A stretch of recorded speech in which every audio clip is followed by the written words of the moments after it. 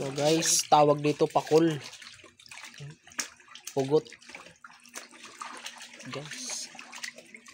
Binabalatan to, masarap to.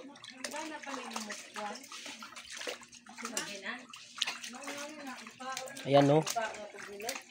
Fresh from the sea.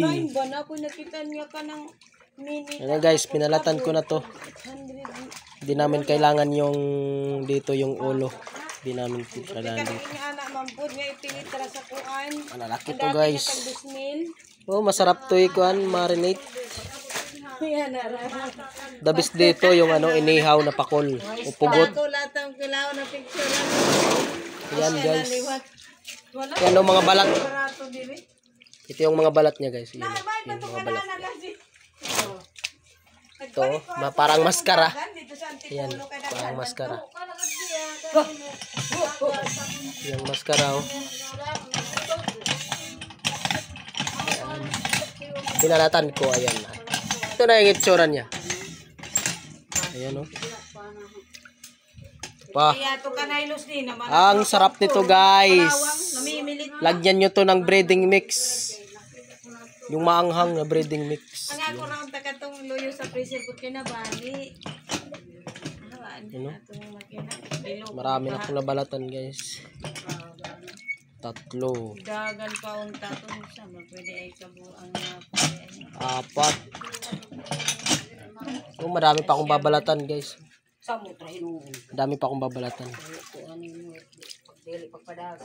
Madami pa. Eh hay nga dabuhot man ang kanang mga ano nga mga kuan sa pantalon ni Ivan. Online nga mga pantalon kay mga sigsag. Kaya magkita. Paano masyat dito na mga sigsag. Ayan na guys. Sarap niyan. Prito.